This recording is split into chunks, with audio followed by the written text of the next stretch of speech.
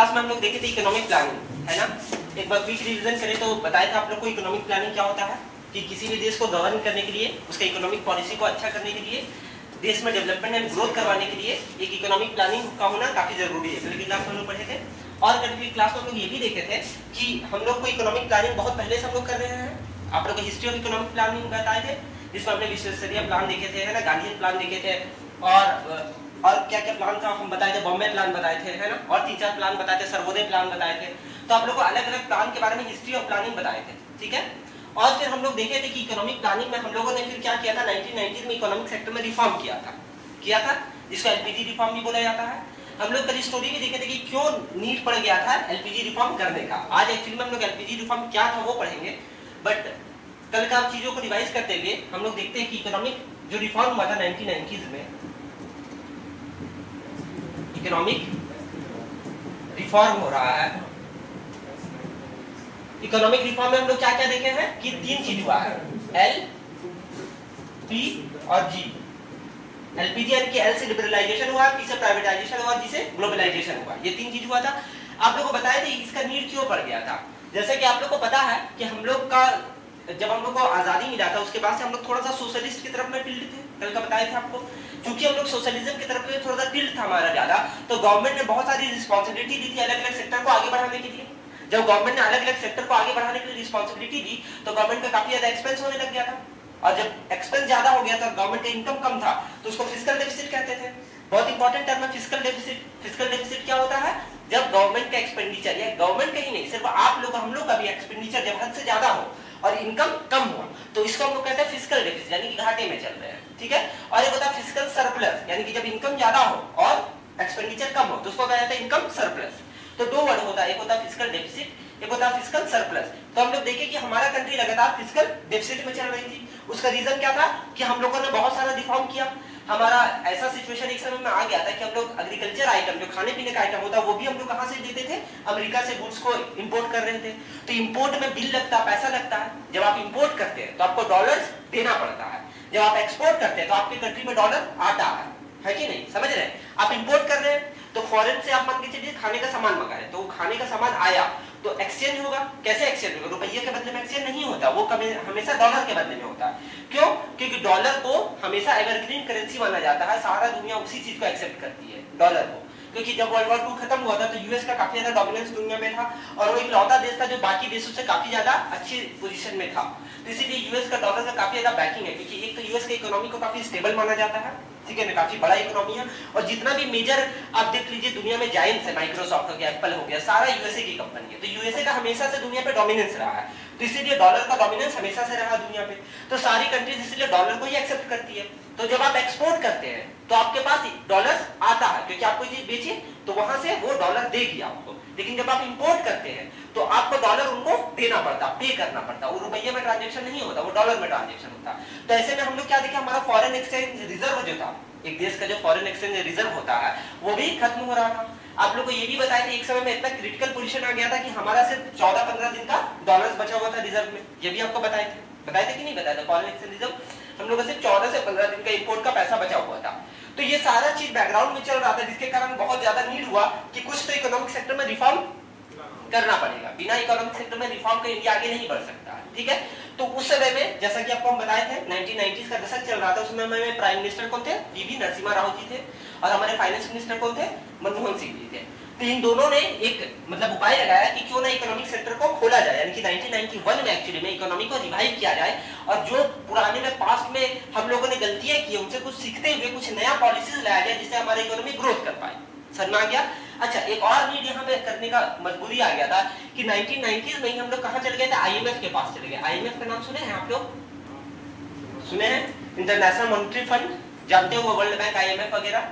तो आईएमएफ क्या होता है ना, लोन देती है आपको, कम इंटरेस्ट रेट पे लोन्स देती है, प्रोवाइड करती है वैसे कंट्रीज को जिसको पैसा का नीड होता है। पाकिस्तान जनरली हमेशा आईएमएफ के पास जाता है। आईएमएफ समझिए बहुत सारे देशों का ग्लोबली बना हुआ है, ये वॉशिंगटन में ऐसे यूएसए में है। तो आईएमएफ एक कलेक्शन ऑफ ग्लोबल जितना भी बड़ा बड़ा इकोनॉमीज है उसका कलेक्शन है, समझ में आ गया ना। यहाँ पर क्या होता है कि बहुत सारे रिजर्व में 5 करेंसी में पैसा यहाँ पे रखा जाता है, ठीक है ना। 5 बड़ा बड़ा करेंसी में, डॉलर में हो गया, येन में हो गया, चाइनीज करेंसी में हो गया, इस तरह से 5 बड़ी बड़ी मतलब करेंसीज में यहाँ पर पैसा रखा जाता है, और जो भी कंट्री को नीड होता है जैसे डेवलपमेंट करने के लिए, तो ये लोन देती है उस कंट्री को, अब बदले में कम इंटरेस्ट रेट पर इनको प्रोवाइड होता है। समझ गए ना? तो आईएमएफ से लोन लेने से क्या होता है, कम इंटरेस्ट रेट पे, अगर आप आईएमएफ के मेंबर हैं तो आपको कम इंटरेस्ट रेट पे लोन मिल सकता है। समझ गए ना? और ये लोन काफी बड़ा होता है, जैसे 1000 करोड़ हो गया, 20,000 करोड़ हो गया, इतना बड़ा लोन चाहिए होता है जब देश को, तो जनरली हम लोग आईएमएफ के पास जाते हैं। ठीक है ना? तो आईएमएफ के पास सारा लोन्स वगैरह रहता है, देने का कैपेबल है, ये काफी पैसा रहता है इनके पास। तो आईएमएफ के पास हम लोग भी गए थे लोन लेने के लिए, कब? 1990 में, क्योंकि हमारा फॉरेन एक्सचेंज रिजर्व खत्म हो गया था, सिर्फ 14 दिन का इंपोर्ट बचा हुआ था। तो आईएमएफ जब लोन देती है ना, तो कुछ कंडीशंस रखती है कि सबसे पहली बात, आपको अपने इकोनॉमी को ओपन करना होगा। आपका अगर क्लोज्ड इकोनॉमी है तो आपको इकोनॉमी को क्या करना पड़ेगा, ओपन करना पड़ेगा। मतलब समझिए, क्लोज्ड इकोनॉमी क्या होता है, यहाँ पर इंपोर्ट और एक्सपोर्ट ना के बराबर होता है। क्लोज्ड इकोनॉमी क्या होता है, यहाँ पर इंपोर्ट और एक्सपोर्ट ना के बराबर होता है, यानी कि एक ऐसा कंट्री जो अपने आप को बाहरी दुनिया से क्लोज रखा हुआ है, कम से कम इंपोर्ट करता है, सिर्फ जरूरत का चीज इंपोर्ट कर रहा होता है, और बाकी चीज कोशिश करता है अपने देश में ही उसको उगाने का या अपने देश में ही कंजम्पशन करने के लिए। तो ऐसे कंट्रीज को क्लोज्ड इकोनॉमी कहा जाता है। तो इंडिया भी उस समय में काफी हद तक क्लोज्ड इकोनॉमी था, मतलब ऐसा नहीं था हम लोग कुछ इंपोर्ट नहीं करते थे, क्रूड ऑयल तो भर भर के इंपोर्ट करते थे, बट काफी क्लोज्ड इकोनॉमी था, बाकी सारा चीजों को उतना ज्यादा इंपोर्ट नहीं करते थे, सिर्फ जरूरत का सामान को इंपोर्ट करते थे, और एक्सपोर्ट भी काफी कम होता था उस समय में। तो एक ऐसा कंट्री जहां पर इंपोर्ट और एक्सपोर्ट कम होता है या ना के बराबर होता है, उसको क्लोज्ड इकोनॉमी कहा जाता है। और ओपन इकोनॉमी इसको कहते हैं जब हम लोग अपना बैरियर्स को हटा देते हैं, आप फ्रीली इंपोर्ट कर सकते हो और फ्रीली एक्सपोर्ट कर सकते हैं, तो उसको ओपन इकोनॉमी कहा जाता है। ठीक है? तो आईएमएफ ने सर रखा है कि आपका क्लोज्ड इकोनॉमी है, तो सबसे पहले आपको ओपन इकोनॉमी करना होगा, अपने इकोनॉमी को प्राइवेट सेक्टर्स के लिए ओपन करना होगा। तो ये कंडीशन इंडिया ने माना और अपने इकोनॉमी को रिवाइव किया। तो उस कंडीशन को मानने के लिए कुछ इकोनॉमिक में रिफॉर्म करना और भी ज्यादा जरूरी हो गया था। मतलब बैकग्राउंड में तो ये सारा प्रॉब्लम था ही कि हमारा फॉरेन एक्सचेंज रिजर्व खत्म हो रहा था, हमारा फिस्कल डेफिसिट बढ़ रहा था, उधर गल्फ वॉर भी स्टार्ट हो गया था 1990s में, याद होगा आपको, गल्फ वॉर के कारण में क्रूड ऑयल काफी महंगा हो गया था, तो हम लोग को क्रूड ऑयल काफी महंगा मिल रहा था, तो देश में इन्फ्लेशन और ज्यादा बढ़ गया था। ये सब तो बैकग्राउंड में परेशानी चल ही रहा था। एडिशनल परेशानी आ गया जब आईएमएफ ने कहा कि आपको अपनी इकोनॉमी को ओपन करना होगा, तभी हम आपको लोन ग्रांट कर सकते हैं, क्योंकि आईएमएफ तभी देती है लोन जब उसको लगे कि हमको भी रिकवरी मिल सकता है। और एक ऐसा देश जो ओपन नहीं रहेगी इकोनॉमी में ना, वहां से आपको लोन देने के बाद रिटर्निंग का चांसेस कम रहता है। समझ में आ गया ना? इसीलिए आईएमएफ पहले ये कंडीशन रखी कि आपको पहले अपनी इकोनॉमी को क्या करना पड़ेगा, ओपन करना पड़ेगा। तो यहाँ तक समझ में आ गया? तो जब आईएमएफ ने ये कंडीशन रखा तो हमारे ऊपर और प्रेशर आ गया कि हम लोग को कुछ ना कुछ इकोनॉमिक सेक्टर में रिफॉर्म करना ही पड़ेगा।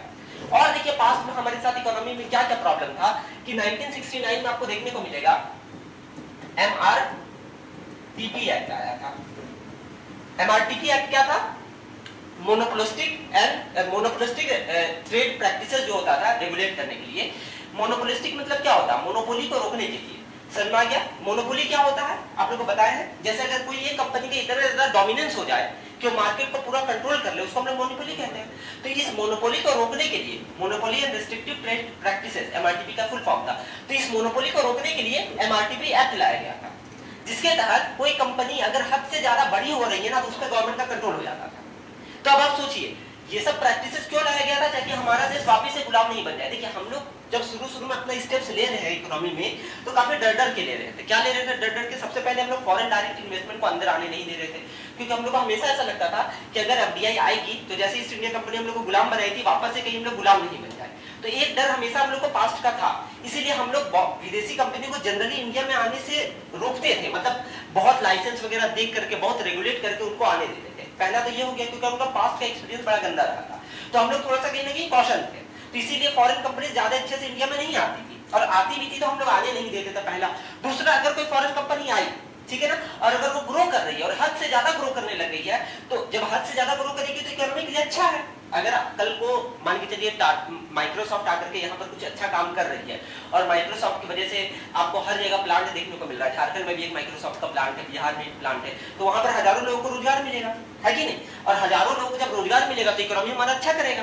बट जब कोई कंपनी हद से ज्यादा बड़ी होने लगती थी तो गवर्नमेंट का नजर आ जाता था क्या बात है, कंपनी इतनी बड़ी हो रही है, कहीं ये वापस से हम लोगों को, मतलब समझ रहे हो ना, वो फ्रीडम हमारा ना चल जाए, है ना, कहीं हद से ज्यादा पावरफुल ना हो जाए, क्योंकि एमएनसीज के पास बहुत पैसा रहता है, मल्टीनेशनल कॉर्पोरेशन के पास।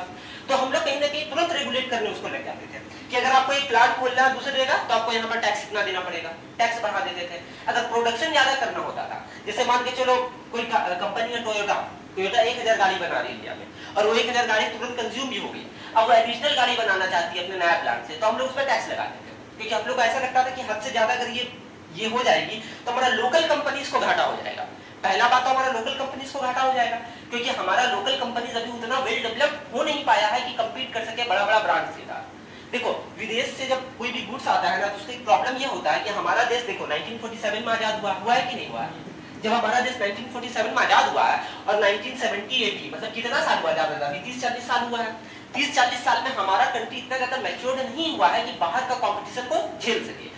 हमारे डोमेस्टिक जो प्रोड्यूसर्स हैं, हमारे डोमेस्टिक जो मैन्युफैक्चरर्स हैं, उनके पास अभी ये कैपेबिलिटी आया ही नहीं है कि वो बाहरी दुनिया के साथ कंपीट कर सके। समझ रहे हैं? अमेरिका वगैरह कब का आजाद हो गया? 1770-80 में, 18वीं शताब्दी में आजादी पा लिया है कि नहीं? तो वो लोग हम लोग से 200 साल पहले आजादी पाया हुआ है कि नहीं? तो वो लोग आजादी बहुत पहले पाया हुआ है। यूके वगैरह में काफी पहले से डेवलपमेंट हो रहा है, वहां पे इंडस्ट्रियल रिवोल्यूशन 70s में ही आ गया है। समझ गया ना? तो इतना ज्यादा पहले हम लोग से 100 साल पहले वहां पर इंडस्ट्रियल रिवोल्यूशन ऑलरेडी आ चुका है ना? और हमारे में इंडस्ट्रियल रिवोल्यूशन अभी तक आया नहीं है। तो हम लोग किसी भी जगह पे ग्राउंड में नहीं थे कि इस कंपनीज को टैकल कर सके। समझ रहे हो ना? वो लोग के पास 100 साल का एज है। 100 साल पहले वो क्रांति वहां पे आ गई, स्टीम इंजन आ गया, वहां पर रेलवे ट्रैक्स बिछ गया, जो हम लोग के इंडिया में 19वीं शताब्दी में नहीं बिछा हुआ था। तो वो लोग हम लोग से इंफ्रास्ट्रक्चर में हमेशा आगे थे, 100 साल पहले ही आगे चल रहे थे। हम लोग 100 साल देर थे, तो किसी भी पोजीशन में हम लोग नहीं थे उनके गुड्स को कम्पीट करने का, क्योंकि उनका गुड्स जो था वो बड़ा बड़ा फैक्ट्रीज में प्रोड्यूस होता था। तो लागत क्या होता था? कम हो जाता था। जब आप कोई गुड्स को लाखों गुड्स को एक साथ प्रोड्यूस करिएगा तो आपका लागत जो होता है, कॉस्ट होता है, वो कम हो जाता है। और जब आप किसी भी गुड्स को मैनुअली हाथ से करिएगा तो उसका कॉस्ट काफी ज्यादा रहता है। समझाया? तो इंडिया वाले अभी भी गुड्स वगैरह को वही मैनुअल स्टाइल में कर रहे थे। छोटा प्रोडक्शन हाउस है, छोटा छोटा फैक्ट्रीज है, ज्यादा लेबर है, तो ज्यादा कॉस्ट है। और वही अमेरिका हो गया, यूके हो गया, वो लोग अपना गुड्स को मशीन सप्लाई में कर रहे हैं, मशीन्स के थ्रू कर रहे हैं। तो क्या उनका प्रोडक्शन भी ज्यादा हो रहा है और गुड्स भी कंपैरेटिवली ज्यादा चीपर है एज कंपेयर टू इंडिया। अब आप बताइए कोई ऐसा गुड, सेम गुड, क्वालिटी भी उनका ज्यादा अच्छा है और वो चीपर भी है और वो इंडिया में आए, और इंडियन गुड्स जो क्वालिटी में भी समझिए थोड़ा सा कम है और प्राइस भी ज्यादा, आप एज ए कंज्यूमर कौन सा गुड प्रेफर करिएगा? जो चीप और अच्छा है, तो यानी कि आप विदेशी गुड को ही प्रेफर करिएगा। तो अगर आप विदेशी गुड को ही प्रेफर करिएगा तो इंडियन कंपनीज जो है, जो इंडियन गुड्स बना रही है, उनका क्या होगा? एक समय बाद बंद हो जाएगा। होगा कि नहीं होगा?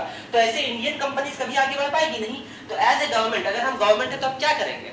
जो कंपनी जो यहाँ से चीप प्रोडक्ट्स आ रही है उसका हम क्या करेंगे? टैक्स लगा देंगे। अगर हम मान के चले 40% टैक्स लगा देंगे या 50% टैक्स लगा देंगे, तो क्या होगा? हमारा जो डोमेस्टिक वाला गुड है उसके मुकाबले में वो गुड क्या हो जाएगा? महंगा हो जाएगा। और जब वो गुड महंगा हो जाएगा तो क्या होगा? तो आप लोग नहीं लीजिएगा, आप लोग क्या बोलिएगा कि सस्ता वाला लेंगे जो इंडियन वाला। तो क्या होगा? इससे सस्ता गुड जो इंडिया का है वो आगे बढ़ेगा। जब हमारा कंपनीज आगे बढ़ेगा, उनके पास पैसा जाएगा, तो वो और रिसर्च एंड डेवलपमेंट करेगी, और ज्यादा प्लांट्स लगाएगी, उनका भी इकोनॉमिक सेक्टर जो होगा काफी बूम करेगा, है कि नहीं? तो इससे क्या होगा? देश का कल्याण होगा। होगा कि नहीं? तो एज ए गवर्नमेंट हमेशा से गवर्नमेंट ने क्या की? हद से ज्यादा टैक्स लगाई। किसके ऊपर में? फॉरेन कंपनीज के ऊपर में। और जब हद से ज्यादा टैक्स लगाई तो फॉरेन कंपनीज इंडिया में आना नहीं चाहिए। वो देखिए कि हमको यहाँ पे प्रॉफिट नहीं होता है, टैक्स में हमारा सारा प्रॉफिट चला जाता है। तो इसीलिए फॉरेन कंपनीज भी इंडिया में आने से काफी कतरा रही थी। और देखो फॉरेन कंपनीज के पास टेक्नोलॉजी होता है। अगर आज एक टेस्ला आती है ना, तो टेस्ला सिर्फ अकेले टेस्ला नहीं आएगी, टेस्ला अपने साथ सारा मैन्युफैक्चरिंग यूनिट लेकर के आएगी अमेरिका से, है कि नहीं? बड़ा बड़ा फैक्ट्रीज में क्या क्या वो प्लांट्स लगे, वो सारा प्लांट्स यहाँ पर लगाएंगे। तो जब वो सारा प्लांट्स यहाँ लगाएंगे तो क्या होगा? एक तो मशीनरी हमारे यहाँ बढ़ेगा, दूसरा एम्प्लॉयमेंट का अपॉर्चुनिटी बढ़ेगा, तीसरा कहीं ना कहीं हम लोग डायरेक्टली या इनडायरेक्टली हमारे जीडीपी में भी इंपैक्ट देखने को मिलेगा कि नहीं मिलेगा? लेकिन अगर मान के चलिए टेस्ला से हम लोग पहले ही बोल देंगे कि हम लोग बहुत ज्यादा टैक्स लेंगे, क्या रीजन टैक्स लेने का? क्योंकि अभी हमारा डोमेस्टिक में कोई भी इलेक्ट्रिक व्हीकल कंपनी उतने ज्यादा ऊपर नहीं आया है कि नहीं? उतना ज्यादा अपलिफ्ट नहीं हो पाया। हम आपसे भर के टैक्स लेंगे ताकि हमारा डोमेस्टिक कंपनी सर्वाइव कर सके। समझ गया? ब्रिटिश राज में हमारी डोमेस्टिक कंपनीज को अच्छा से ये नहीं दिया गया था, क्या बोलते, प्रोत्साहन नहीं दिया गया था। जब एक समय में हमारा देश जो है ना, आपको बताते 30% गुड्स को प्रोड्यूस करता था, पूरा दुनिया के अकेला गुड्स को हमारा देश से प्रोड्यूस कर देता था, खास करके कॉटन और जूट। मतलब पूरा दुनिया में जितना ट्रेड होता था 30% हमारा इंडियन ट्रेडर्स अकेले उतना प्रोड्यूस कर देता था कॉटन और जूट में। लेकिन वो चीज खत्म हो गया ब्रिटिश राज में। क्यों? क्योंकि ब्रिटिश राज में क्या हो गया, वो लोग मशीन के बनाया हुआ कॉटन और जूट लाए। तो इंडियन जो मैन्युफैक्चरर थे जिनका क्वालिटी अच्छा था बट क्या टाइम टेकिंग वाला काम था, ये महंगा भी था, तो क्या हो गया, उनके सामने कम्पीट नहीं कर पाए। तो कितना सारा इंडियन जो इंडस्ट्रीज थी जो ग्रो कर रही थी वो सारा खत्म हो गई, क्योंकि उस समय में कोई भी उन पर टैक्स लगाने वाला था नहीं। ब्रिटिश अपने कंपनी में क्यों टैक्स लगाएंगे? तो उनका गुड सस्ता भी रहता था और इंडियन वाले को कोई सेफगार्ड करने के लिए नहीं था। इसी चीज को देखते हुए जब हमारा देश आजाद हुआ था तो हम लोग ने विदेशी कंपनी पे काफी ज्यादा टैक्स लगाना स्टार्ट किया ताकि हमारी डोमेस्टिक कंपनी जो है वो सर्वाइव कर सके। और हम लोग का इरादा भी था कि एक समय बाद जब हमारी डोमेस्टिक कंपनी इतनी मैच्योर हो जाएगी कि वो कम्पीट कर सके फॉरेन कंपनीज के साथ, तब हम लोग टैक्स को उसका भी घटा देंगे ताकि एक अच्छा इक्वल कंपटीशन हो सके। तो अब लगने लग गया था देश में कि 40-50 साल हो गया है, कहीं ना कहीं अब हमारी डोमेस्टिक कंपनीज जो है कुछ हद तक तो इतनी अच्छी हो गई है जो शायद कंपटीशन दे सके। हालांकि अभी भी उतनी मैच्योर नहीं है, बट कुछ हद तक पॉसिबल थी कि हम लोग टक्कर दे सकते हैं। और एक और फायदा गवर्नमेंट को नजर आया कि बहुत सारी कंपनीज ऐसी थी जो जानबूझ करके भी डेवलपमेंट अपना नहीं कर रही थी। वो जान रही थी कि विदेशों से जो गुड्स आता है उसमें सरकार बहुत टैक्स लगाती है, तो कंज्यूमर के पास चॉइस नहीं है, कंज्यूमर क्या करती है, लोकल गुड्स ही खरीदती है। तो बहुत सारी कंपनी जानबूझ के भी अपना रिसर्च एंड डेवलपमेंट में पैसा ज्यादा इन्वेस्ट नहीं कर रही थी, क्योंकि उनको पता था एट द एंड कंज्यूमर को आना मेरे ही पास है। तो गवर्नमेंट को लगा ऐसे कंपनीज जो है ना वो अच्छा परफॉर्म नहीं कर रही इंडियन कंपनीज, तो इंडियन कंपनीज को भी चाहिए कि कंपटीशन इक्वल हो। जब कंपटीशन इक्वल होगा तो क्या होगा ना, दूसरा जो होगा वो ज्यादा उसको इंप्रूवमेंट करने का कोशिश करेगा। कंपटीशन में हमेशा इंप्रूवमेंट देखने को मिलेगा, है कि नहीं।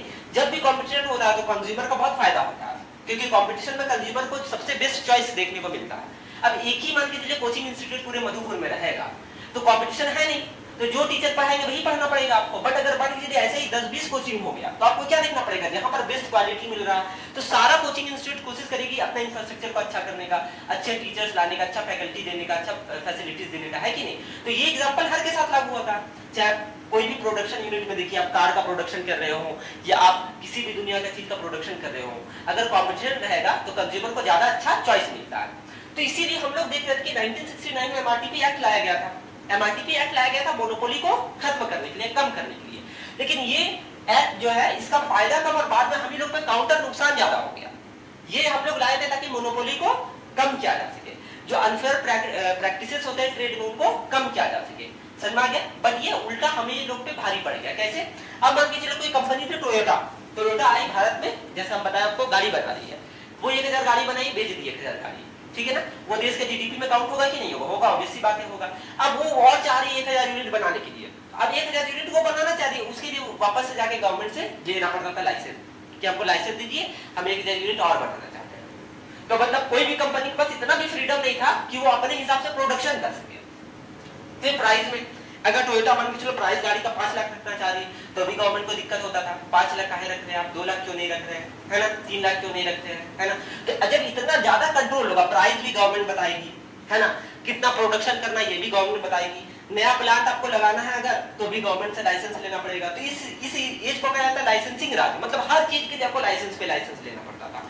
तो एज ए प्राइवेट कंपनी आपको अच्छा लगेगा कि अगर आपको हर छोटा-छोटा चीज में गवर्नमेंट के पास जाना पड़ेगा लाइसेंस लेने के लिए, हर छोटा-छोटा चीज में गवर्नमेंट के पास जाना पड़ेगा परमिशन लेने के लिए। तो एज ए प्राइवेट कंपनी आप क्या देखिएगा कि छोड़ यार भारत मेरे लिए नहीं है, इससे अच्छा हम दूसरे कंट्री में जाकर के ट्रेड करते हैं जहां पर लाइसेंस वगैरह उतना नहीं लेना पड़ेगा।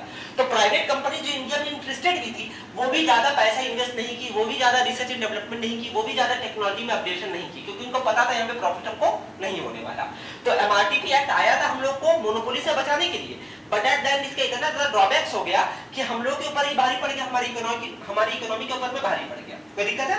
उसके बाद देखो आपको देखने को मिलेगा बाद में फेमा और फेरा एंड फेमा।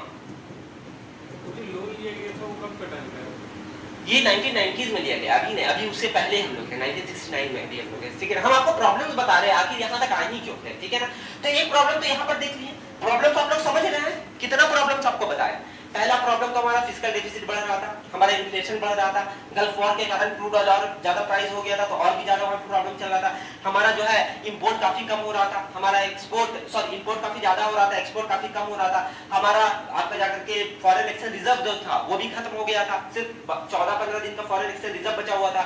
ये सारा प्रॉब्लम था, इंडस्ट्रीज अच्छे से डेवलप नहीं हुआ, अनएम्प्लॉयमेंट बहुत ज्यादा था, ये सब प्रॉब्लम बैकग्राउंड में चल रहा है। और ये सब में और प्रॉब्लम था गवर्नमेंट का अननेसेसरी इंटरवेंशन। गवर्नमेंट लाती थी अच्छा है बट वो काउंटर एक्टिव हो जाती थी, हमारे ऊपर उल्टा आ जाता था, समझ में आ गया ना। जैसे एमआरटीपी एक्ट लाई तो थी अच्छा उद्देश्य से 1969 में, किससे कुछ अच्छा होगा इकोनॉमी का, बट फ्यूचर में देखा गया किससे अच्छा कम हो गया, बुरा ज्यादा हो गया इकोनॉमी, है कि नहीं। इसके अलावा और 1-2 एक्ट लाई थी, जैसे फेरा, foreign exchange regulation act, word से ही नाम पता चला, रेगुलेशन करने लिए आई थी, फॉरेन एक्सचेंज को रेगुलेट करने के लिए एक्ट आई थी। फॉरेन एक्सचेंज को रेगुलेट से क्या मतलब है, देखिए एक्सपोर्टर्स और इंपोर्टर्स के पास हमेशा डॉलर में पैसा अवेलेबल रहता है, मेरा और आपके पास डॉलर नहीं होगा, हमारे पास रुपया। अगर आप एक एक्सपोर्टर है या आप एक इंपोर्टर है तो आपके पास हमेशा डॉलर अवेलेबल रहता है। क्यों? क्योंकि आपको ट्रांजैक्शन डॉलर में करना होता है। अब करोड़ों रुपया का गुड्स लेते हैं, करोड़ों रुपया का गुड्स को बेचते हैं, तो आपके पास हमेशा डॉलर का अवेलेबिलिटी रहता है, ठीक है। तो क्या होता था पहले, अगर मान के चलिए आपका कोई चॉकलेट का दुकान है इंडिया में, है ना, और आप मान के चलिए विदेशी चॉकलेट मंगाते हैं और रखते थे अपने पास, तो अब आपको गवर्नमेंट से परमिशन लेना पड़ता था, फॉरेन एक्सचेंज रेगुलेशन एक्ट के तहत। अगर आपको अपना पैसा को डॉलर में कन्वर्ट करके कोई गुड मंगाना है, तो एज ए आप इंपोर्टर है तो आपको गवर्नमेंट से परमिशन लेना पड़ता था कि देखिए मेरे पास इतना पैसा है, हम इससे चॉकलेट मंगाना चाह रहे हैं अपने दुकान के लिए, समझ में आ गया ना। तो आपको गवर्नमेंट से परमिशन लेना पड़ता था, तब जाकर के आप वो प्रोडक्ट को विदेश से खरीद सकते थे, समझ में आया। क्यों ये गवर्नमेंट इतना रिस्ट्रिक्ट कर रही है? क्योंकि गवर्नमेंट पास सिर्फ 14-15 दिन का बचा हुआ था फॉरेन एक्सचेंज, याद है, डॉलर सिर्फ 14-15 दिन का बचा हुआ था। तो गवर्नमेंट इसीलिए चाह रही थी कि डॉलर्स का जितना भी मतलब ये है सप्लाई है वो कम से कम हो जाए, मतलब इंडियन लोग जो है वो डॉलर्स को कम से कम एक्सपेंड करें, ताकि वो डॉलर्स हमारी इकोनॉमी में रहे और हमारी इकोनॉमी मजबूत हो सके। बट इससे प्रॉब्लम सॉल्व भी हो रहा था। क्या हो रहा था? जब आप डॉलर्स को रेगुलेट कर रहे तो जो इंडियन कंपनीज है जो फॉरेन गुड्स में डील करती है, फॉरेन कार्स को यहाँ पे ला करके बेचती है, या फॉरेन परफ्यूम्स को यहाँ पे लाके बेचती है, या फॉरेन चॉकलेट्स को यहाँ पे लाके बेचती है, वो लोगों के पास क्या हो गया, ऑप्शन नहीं था। वो लोग क्या हो गया, हर छोटा छोटा चीज के लिए गवर्नमेंट से जाके परमिशन लेते थे। तो ऐसे क्या हो गया, जो डोमेस्टिक इंडस्ट्री से जो ग्रूम कर रही थी वो भी डोमेस्टिक इंडस्ट्रीज को घाटा होने लग गया, समझ में आया। क्योंकि हर छोटा छोटा चीज के लिए इनको जाने के लिए गवर्नमेंट के पास परमिशन लेना पड़ा, समझ में आया। इसी को दूर करने के लिए हम लोगों ने बाद में फेमा लाया, फॉरेन एक्सचेंज मैनेजमेंट है। इसमें हम लोगों ने क्या किया, यही सारा रेस्ट्रिक्शन को दूर किया जो यहाँ पर इसमें लाया था, कि हर छोटा छोटा चीज के लिए एक्सचेंज के लिए जो हम लोग गवर्नमेंट के पास जाते थे, इसमें हम लोगों ने दूर किया और इकोनॉमी को गवर्नमेंट ने थोड़ा सा और रिलैक्स किया ताकि फॉरेन एक्सचेंज आसानी के साथ हो सके, समझ में आया। तो ये सब बहुत सारा प्रॉब्लम्स आपको देखने को मिलेगा। पास्ट में हमारा लगातार चल रहा था, एमआरटीपी एक्ट के तहत, फेरा एक्ट के तहत लाए थे अच्छा उद्देश्य, बट कहीं ना कहीं उल्टा हमें पे काउंटर हो जा रहा था, और इसके अलावा बैकग्राउंड में इतना सारा प्रॉब्लम्स चल रहा था। तो ये सारा प्रॉब्लम्स को डील करने के लिए फाइनली गवर्नमेंट ने 1990s में आपका इकोनॉमिक सेक्टर रिफॉर्म करने का कोशिश किया और एलपीजी रिफॉर्म्स किया, समझ में आया।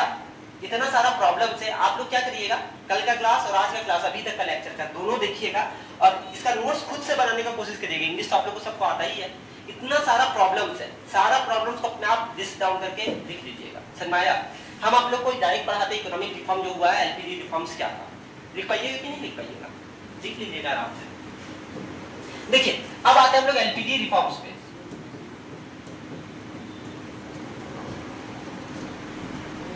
एलपीजी रिफॉर्म्स क्या था? एल से होता है लिबरलाइजेशन,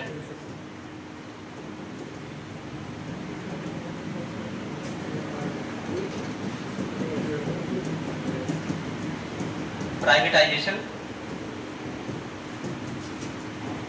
ग्लोबलाइजेशन। देखिए एलपीजी रिफॉर्म में सबसे पहले लिबरलाइजेशन। लिबरलाइजेशन से क्या समझ में आता है? जब भी हम लोग लिबरलाइजेशन का बात करते हैं, लिबरलाइजेशन मींस होता है डीरेगुलेशन का। क्या होता है बात? एक सेकंड, हाँ बोलो। जो फेरा लाया गया था, हाँ, उसको वजह इसलिए लाया गया कि डॉलर इंडिया में रहे, हाँ, इकोनॉमिक ग्रो करे। हाँ, उस बाद फेमा लाया गया तो हटिए गया क्या? नहीं नहीं नहीं, उसी को हटाने के लिए तो लाए थे। देखो जब हम लोग फेरा लाए, हम आपको क्या बता रहे कि बहुत सारा चीज अच्छे उद्देश्य से लाते हैं, बट क्या होता है जब पता चलता है कि नहीं यार इससे अच्छा उद्देश्य तो मतलब नहीं हो रहा, इससे हम ही लोग को नुकसान हो रहा, तो बाद में उसको रिपील कर दिया जाता। जैसे जब हम लोग फेरा लाए तो फेरा में हम लोग क्या देखे, फॉरेन एक्सचेंज रेगुलेशन एक्ट में क्या देखे थे कि जब भी आपको ट्रांजैक्शन करना होता था इंटरनेशनल करेंसीज में, तो आपको गवर्नमेंट का परमिशन चाहिए होता था। तो प्रॉब्लम ये आ गया कि एज ए इंपोर्टर और एक्सपोर्टर जब भी आप कोई गुड्स को ला रहे हैं या कोई गुड्स को खरीदना चाह रहे हैं, तो आप खरीद नहीं पा रहे हैं क्योंकि आपको हर चीज के लिए रेगुलेशन के लिए गवर्नमेंट के पास जाना पड़ रहा है ना। तो गवर्नमेंट ने देखी कि इससे मेरा इकोनॉमी ग्रोथ नहीं हो रहा, डी ग्रोथ हो रहा, क्योंकि पहले फ्रीडम था, लोगों को जो मन करता था वो खरीद सकते थे और वो बेच सकते थे इंडिया में, है कि नहीं। जैसे आपको चॉकलेट्स फॉरेन वाला हम एग्जांपल दिए, आपको यहाँ पे शॉप है जहाँ पे फॉरेन गुड्स के साथ डील करते हैं, तो आपको फॉरेन गुड्स चाहिए, आपको चॉकलेट मान लीजिए अमेरिका, दुबई ये सब कंट्री से आता था। तो पहले क्या था, जब फेरा नहीं था तो आप इजिली डॉलर को देते थे और जितना चॉकलेट चाहिए था लेते थे और अपने कंट्री में बेचते थे, बोलिए हाँ। अब फेरा आ गया, आपको उसी चीज को करने के लिए क्या करना पड़ेगा, गवर्नमेंट से परमिशन लेना पड़ेगा कि नहीं।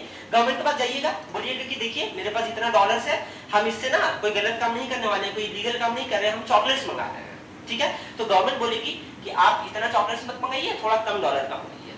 अब आप एज ए जो आपका अपना दुकान है या आपका कोई शॉप है वगैरह, तो अब आपको क्या हो गया, आप कम अपना जो है गुड्स को मंगा पा रहे कि नहीं। जब आप कम गुड्स को मंगाइएगा तो सेल भी आपका कम ही होगा, ऑब्वियस सी बात है। तो इससे क्या देखने को मिलेगा कि इकोनॉमी में जो लोग पहले कंट्रीब्यूट कर रहे थे, जिनका इकोनॉमी अच्छा चल रहा था, है ना, वो भी कहीं ना कहीं क्या हो गया, इकोनॉमिक सेक्टर डाउन चल रहा है कि नहीं? क्योंकि आपको पहले फ्रीडम था, आप जो भी अपने पैसों के साथ कर सकते थे। आपको गाड़ी मंगाना, गाड़ी मंगाइए, कोई इलीगल नहीं होना चाहिए। वेपन वेचर आप नहीं मंगा रहे, लीगल होना चाहिए। आप ला रहे हैं और उसको कंट्री में अपना बेच रहे हैं और आप पैसा कमा रहे हैं, वो जीडीपी में भी कैलकुलेट हो रहा है और जीडीपी में भी अच्छा योगदान दे रहा है। बट अब आपको क्या देखने को मिल रहा है, आप अपना काम अच्छे से नहीं कर पा रहे, आपको हर चीज के लिए गवर्नमेंट का रेगुलेशन लेना पड़ रहा है। तो क्या हो गया, आपका बिजनेस अच्छे से नहीं चल रहा। अब आपका बिजनेस अच्छे से नहीं चल रहा तो सिर्फ आपका नहीं, आप जैसे लाखों लोगों का बिजनेस अच्छे से नहीं चल रहा होगा जो इंपोर्ट और एक्सपोर्ट में करते थे। तो जब इतने लोगों का बिजनेस अच्छे से नहीं चल रहा होगा तो जीडीपी भी अच्छा नहीं कर रहा होगा परफॉर्म। तो गवर्नमेंट को लगा ये जो हम रिस्ट्रिक्शन लाए हैं ये हम लोग को काउंटर प्रोडक्टिव हो गया। मतलब हम लोग लाए थे एक अच्छा नियत से, इससे हमारा डेवलपमेंट होगा, लेकिन ये डेवलपमेंट के बजाय हम लोग को डिग्रोथ दे रहा। तो इसीलिए इसको हटा करके फिर गवर्नमेंट ने बाद में FEMA लिया है। फेमा में सारा पॉलिसीज को रिलैक्स कर दिया गया और गवर्नमेंट अब सिर्फ फैसिलिटेट करती थी, मतलब गवर्नमेंट पीछे से सिर्फ आपको गाइड करती थी, आप जो कर रहे हैं करिए फ्रीडम के साथ, कोई प्रॉब्लम होगा तो बताइएगा फिर हम हैं। मतलब यहाँ पर गवर्नमेंट एज ए फ्रेंड आपको ट्रीट कर रही है और यहाँ पे गवर्नमेंट एज ए पेरेंट आपको ट्रीट कर रही थी कि ये आपको एकदम नहीं करना, ये एकदम कर ही नहीं सकते, समझ गया? तो ये क्या हो गया, ये अगेंस्ट हो गया आपका जाकर के जो इकोनॉमी है, जो अगेंस्ट हो गया, डेवलपमेंट हो गया। इसीलिए फेरा को हम लोगों ने हटा दिया और बाद में फेमा लाया था, समझ आया? तो देखो बहुत सारा चीज ऐसा होता है ना कि हम लोग को ट्रायल एंड एरर से पता चलता है। शुरुआत में तो हम लोग सब अच्छा सोचते हैं, जैसे फॉर एग्जांपल नोटबंदी जब हुआ था, तो नोटबंदी जब हुआ था तब आप बोलिएगा सर सब नोट तो वापस चलिए गया था, नोटबंदी करने से क्या फायदा हुआ? तो देखो जब नोटबंदी हो रहा था तो इंटेंशन गवर्नमेंट का तो सही था कि नहीं था कि हम लोग को ब्लैक मनी को कर्व करना, ब्लैक मनी एक झटके में खत्म हो जाएगा। बट नोटबंदी वाला चीज अच्छे से इंप्लीमेंट नहीं हो पाया। क्या हो गया कि अच्छे से गवर्नमेंट उस चीज को अच्छे से एग्जीक्यूट नहीं कर पाई, जिसके वजह से क्या हो गया, सिस्टम में जितना ब्लैक मनी था वो बाद में उतना ही रह गया। आरबीआई भी खुद कहती है सारा ब्लैक मनी कन्वर्ट हो गया व्हाइट मनी में और उनको खुद नहीं समझ में आया कौन सा ब्लैक मनी था कौन सा व्हाइट था। तो क्या पता चला कि देखो इंटेंशन गवर्नमेंट का क्या था, सही था, बट इंप्लीमेंट करने के बाद पता चलता कि किस तरह से चीजों को होना चाहिए। बहुत बार चीजें वैसा नहीं होती जैसा डिसाइड पहले से किया जाता है, समझ में गया ना? तो ये प्रॉब्लम्स आ गई थी फेरा में, समझ में गया? तो ट्रायल एंड एरर वाला बात है, बहुत सारा चीज हम लोग सोचते हैं ऐसा हो बट ऐसा हो नहीं पाता, तो इसीलिए इसको रिपील करके फिर हम लोगों ने फेमा लाया। कोई दिक्कत है? अब देखिए एलपीजी रिफॉर्म्स को लोग सबसे पहले देखते हैं लिबरलाइजेशन को। लिबरलाइजेशन मींस होता है डीरेगुलेशन। अब जो हम आप लोग इतना लंबा स्टोरी बताए हैं उसमें देखिए, उसमें आप लोग हर जगह देखोगे कि गवर्नमेंट बहुत ज्यादा रेगुलेट कर रही थी। रेगुलेट कैसे कर रही थी? फेरा के थ्रू रेगुलेट कर रही थी। रेगुलेट मींस होता है कंट्रोल करना। गवर्नमेंट कंट्रोल कर रही थी फेरा के थ्रू। गवर्नमेंट कंट्रोल कर रही थी एमआरटीपी एक्ट के थ्रू, कर रही थी कि नहीं करती? गवर्नमेंट कंट्रोल कर रही थी कोटाज में, टैरिफ्स में। कोटाज टैरिफ्स में क्या हो गया, जैसे अगर पहले आप एक्सपोर्ट इंपोर्ट भी कर रहे थे ना तो गवर्नमेंट कंपनीज को बोल के रखी थी आप इतना कुंटल से ज्यादा इंपोर्ट नहीं कर सकते हैं या आप इतना कुंटल से ज्यादा एक्सपोर्ट नहीं कर सकते हैं, समझ में आ गया? जो कंपनीज है और ये जो सब लगाया गया था रूल वगैरह, हाँ, डोमेस्टिक में जो था उन लोग का, डोमेस्टिक को बचाने के लिए लगाया गया था। वही लोग को लगाया गया था। देखो नहीं, डोमेस्टिक को बचाने के लिए फॉरेन कंपनीज पे भी हम लोग लगा रहे हैं और कुछ डोमेस्टिक कंपनी जो मोनोपोली क्रिएट कर सकती है उन पे भी हम लोग लगा रहे हैं। हम लोग मोनोपोली नहीं चाहते थे, हम लोग चाहते थे एक अच्छा एनवायरनमेंट रहे जहाँ पे सब ट्रेड कर सके। एमआरटीपी एक्ट, हाँ, डोमेस्टिक के लिए लगाया गया, सब के लिए लगाया गया था। जो भी कंपनी हद से ज्यादा ग्रो करे, जो भी मोनोपोली ला रही है मार्केट में, उनके लिए हम लोग लगाए थे। मतलब हम लोग का सिंपल था, गवर्नमेंट चाहती है तो मोनोपोली मार्केट में क्रिएट नहीं हो। जैसे आज के दिन में जियो का एक तरह से मोनोपोली क्रिएट हो गया। अगर एमआरटीपी एक्ट रहती आज के दिन में तो जियो शायद इतना बड़ा कंपनी नहीं बन पाता, समझ गया? नहीं तो इससे क्या बोलता है लेस प्रोडक्टिव भी तो ये है। अब मान के चलो कोई कंपनी ऐसा है जो बहुत अच्छा काम कर रही है तो अब ये बात उसका ग्रोथ होना पॉसिबल है। अब जियो इतना अच्छा काम कर रही है, 4G सर्विस इंडिया में सबसे पहली बार लाई, तो उनका ग्रोथ होना तो जाहिर सी बात है, नॉर्मल सा बात है। अब जो कंपनीज अच्छा कर रही है अगर आप उसको साथ नहीं दीजिएगा, उल्टा उस पर रोकिएगा, शक करिएगा कि कहीं ये मोनोपोली ना कर देगी, तो क्या होगा, वो कंपनी के पास भी इंटरेस्ट नहीं रहेगा ज्यादा अच्छा काम करने का। तो अगर आप हर कंपनी को ऐसे रेगुलेट करते रहिएगा डर के कि कहीं हमारा मार्केट मोनोपोली ना हो जाए, आप हमेशा डरते रहिएगा कि अगर कोई फॉरेन कंपनी इतनी बड़ी हो जाए कि हम लोग को वापस से गुलाम कर दे, आप अगर हर चीज से डरते रहिएगा तो इकोनॉमी तो अच्छा नहीं कर पाएगा। तो 1990s तक हम लोग देख रहे थे डरपोक टाइप का हम लोग है, हर छोटा छोटा चीज में डर रहे हैं, है ना? फॉरेन कंपनी अगर इंडिया में आ रहे तो बहुत ज्यादा चेक कर रहे हैं कि इनका क्या इंटेंशन है, क्या इरादा है, सही में यहाँ पर व्यापार करने ही आई है कि कोई अपने साथ हम लोग को गुलाम बनाने के इरादे से आई है ना? तो क्योंकि हमारा पास्ट एक्सपीरियंस रहा है ना, ट्रॉमा रहा है हमारा, ये हम लोग नहीं चाह रहे फिर से वो गलती हम लोग करें, तो हम लोग फॉरेन कंपनीज को काफी ज्यादा रेगुलेट कर रहे हैं। फॉरेन कंपनीज अगर हद से ज्यादा पैसा कमा रही है हम लोग को उन पे भी नजर है कि इतना ज्यादा पैसा कैसे कमा रही है, क्या प्रॉब्लम्स हो रहा है। तो हम लोग हर करने का कोशिश कर रहे हैं, हर जगह रेगुलेट करने का कोशिश कर रहे हैं, तो हमारी इकोनॉमी अच्छा परफॉर्म नहीं कर रहा है। सिंपल सा बात है, हद से ज्यादा आप कंट्रोल करिएगा। सबको फ्रीडम पसंद है, कंपनीज को भी फ्रीडम पसंद है, कंपनीज भी चाहती है अगर फ्रीडम दिया जाए तो हम अपना आजादी के साथ कोई भी काम कर सकते हैं। अगर कंपनीज को आप फ्रीडम नहीं दीजिएगा तो वो भी काम करना पसंद नहीं करेगी। समझ में आ गया ना? तो कंपनीज भी अच्छा परफॉर्म नहीं कर रही थी, इसलिए हमारी इकोनॉमी अच्छा परफॉर्म नहीं कर रहा था। हम लोग का फिजिकल डेफिसिट बढ़ते जा रहा था, हम लोग का लोन बढ़ते जा रहा था, हम लोग का इंटरेस्ट बढ़ते जा रहा था, हम लोग का लॉसेस बढ़ते जा रहा था, हम लोग का इन्फ्लेशन बढ़ते जा रहा था। ये सारा प्रॉब्लम्स हम लोग को इसी सब रीजंस की वजह से आ रहा था। समझ में आया? तो सबसे पहले हम लोगों ने 1991 में जो हमारा एलपीजी रिफॉर्म आया उसमें हमने लिबरलाइजेशन किया। इधर देखिए कृष्णा, लिबरलाइजेशन मींस क्या हो गया? डीरेगुलेशन। मतलब इतना ज्यादा जो रेगुलेशन हम लोग कर रहे थे, गवर्नमेंट हद से ज्यादा जो रेगुलेट कर रही थी, गवर्नमेंट ने बोला कि अब डीरेगुलेशन करेंगे। डीरेगुलेशन मींस हो गया रेगुलेशन का उल्टा। समझ गया? डीरेगुलेशन से अब हम लोग फैसिलिटेटर बन गए। पूरा फ्रीडम नहीं, मतलब फ्रीडम विद स्लाइट कंट्रोल, ऐसा वाला सीन था। समझ गया ना? अब ज्यादा कंट्रोल नहीं था, अब स्लाइट कंट्रोल। अब गवर्नमेंट बोली कि हम डीरेगुलेट करेंगे, यानी कि अब हम फैसिलिटेटर बनेंगे। मतलब उतना दिन से हम एज पेरेंट बिहेव कर रहे थे कि आपको ये नहीं करना, आपको ये नहीं करना, आपको ये नहीं करना। अब गवर्नमेंट बोली कि आप ये भी करिए, ये भी करिए, ये भी करिए, हम हैं सपोर्ट में, लेकिन आप कुछ गलत करिएगा तो फिर हम आपको छोड़ेंगे नहीं। तो गवर्नमेंट अब एज ए फ्रेंड आपको यहाँ पे सपोर्ट कर रही थी कि आपको जो भी चाहिए फ्रीडम वो हम आपको दे रहे हैं। ठीक है ना? अब आप इकोनॉमी में जैसे वर्क करना चाहते हैं वैसे आप करिए, कुछ प्रॉब्लम होगा, लोन्स वगैरह चाहिए तो भी ले लीजिए, कोई दिक्कत की बात नहीं है। लेकिन आपको जो भी मतलब नियम कानून देश के लिए बनाया गया उसके रहते हुए आपको काम करना है। समझ में आ गया? तो यहाँ पर डीरेगुलेशन हम लोग कर रहे हैं। डीरेगुलेशन हम लोग कैसे कर रहे हैं? देखिए, जितना भी आपको देखने को मिलेगा एमआरटीपी एक्ट वगैरह, फेरा वगैरह, ये सबको हम लोगों ने रिमूव करना स्टार्ट किया। क्या करना स्टार्ट किया? धीरे धीरे ये सबको हम लोगों ने रिमूव करना स्टार्ट किया। इसके अलावा फाइनेंशियल सेक्टर में हम लोगों ने बैंक्स में आप लोग का प्रॉब्लम बताया था, एनपीए का प्रॉब्लम था, नॉन परफॉर्मिंग एसेट का। क्या था एनपीए? कि सरकारी कंपनीज लोन दे देती थी वैसे लोगों को जो लोग डिजर्विंग नहीं थे, और फिर वो लोन का चुकता नहीं हो पा रहा था। जनरली रिलेटिव्स हो गया, फ्रेंड्स हो गया, सरकारी कंपनी उनको लोन दे देती थी एमपीए एमएलएस के प्रेशर में। तो इसके कारण क्या हो गया ना कि इकोनॉमी में पैसा अच्छे से ट्रांजैक्शन नहीं हो पा रहा था। तो हम लोगों ने वो सिस्टम को बंद किया। समझ में आ गया ना? हम लोग ने प्राइवेट बैंक्स को भी बोला कि आइए, आप भी प्राइवेट बैंक्स आइए और प्राइवेट बैंक्स भी खोलिए। तो आपको देखने को मिलेगा प्राइवेट बैंक भी हो गया, एक्सिस हो गया, आईसीआईसीआई हो गया, और भी प्राइवेट बैंक्स भी इंटरेस्ट इसी जमाने में इंडिया में अपना ब्रांच खोलने के लिए। समझ में गया ना? क्यों? क्योंकि उनको लगा कि अब यहाँ पर रेगुलेशन कम हो रहा है तो अब हम लोग प्रॉफिट ज्यादा अच्छे से जनरेट कर पाएंगे। तो हम लोगों ने ये सारा चीज स्टार्ट किया। हम लोगों ने टैक्स कम किया। टैक्स को क्या किया? कम किया हम लोगों ने। जो हम लोग इंपोर्ट पे टैक्स लगाते थे, एक्सपोर्ट पे टैक्स लगाते थे, हम लोग कोटाज लगाए हुए थे कि आप इतना कुंटल से ज्यादा प्रोडक्ट्स को नहीं ला सकते हैं। ये सारा चीजों को हम लोगों ने क्या किया? रिमूव करना स्टार्ट किया। हम लोगों ने टैक्स को कम करना स्टार्ट किया। जब ये सारा चीज हम लोगों ने स्टार्ट किया तो धीरे धीरे इकोनॉमी में फ्रीडम आया। जब लोगों के पास फ्रीडम आया तो कॉन्फिडेंस आया। धीरे धीरे बाहरी जो दुनिया के लोग थे वो भी इंडिया में आकर के पैसा डालने लगे और इन्वेस्ट करने लगे। तो इनसे इंडिया की इकोनॉमी भी धीरे धीरे क्या होने लग गया? ग्रो होने लग गया। इरादा हम लोग का यही था लिबरलाइजेशन। समझ में आ गया ना? तो लिबरलाइजेशन क्या किया? वो सारा रेगुलेशन जो अभी तक हम लोग लगाए थे वो सारा रेगुलेशन को डीरेगुलेट किया। कोई दिक्कत है? लिबरलाइजेशन मींस क्या होता है? डीरेगुलेशन। उसके बाद हम लोगों ने प्राइवेटाइजेशन किया। प्राइवेटाइजेशन क्या होता है? जब ओनरशिप गवर्नमेंट अपना कम करती है। जैसे देखिए, अगर किसी भी चीज में गवर्नमेंट का ओनरशिप 100% है तो उसको पब्लिक प्रॉपर्टी बोला जाता है। ठीक है?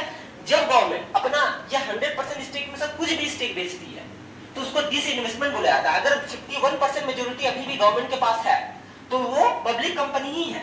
समझिए, यहाँ पे दो टर्म होता है। प्राइवेटाइजेशन में दो टर्म होता है, एक होता है प्राइवेटाइजेशन खुद और एक होता है डिसइन्वेस्टमेंट। समझ में आया? अंतर समझिए क्या होता है। प्राइवेटाइजेशन में दो वर्ड होता है, एक तो हो गया प्राइवेटाइजेशन खुद और एक होता है डिसइन्वेस्टमेंट। क्या है दोनों में अंतर? प्राइवेटाइजेशन मींस क्या होता है? जब आपका मान के चलो कोई सरकारी कंपनी है और आप 100% इक्विटी दे रहे हैं अपना। इक्विटी मींस होता है ओनरशिप। जैसे कोई कंपनी है एबीसी लिमिटेड, ठीक है ना? ये अभी गवर्नमेंट कंपनी है, ये अभी क्या है? गवर्नमेंट कंपनी है। यानी कि यहाँ पे 100% स्टेक गवर्नमेंट के पास है, या तो 100% या इवन 51% स्टेक भी गवर्नमेंट के पास रहेगी तो हम लोग इसको प्राइवेट कंपनी नहीं पब्लिक कंपनी बोलते हैं। मतलब मेजॉरिटी ऑफ द स्टेक जो होता है गवर्नमेंट के पास होना चाहिए।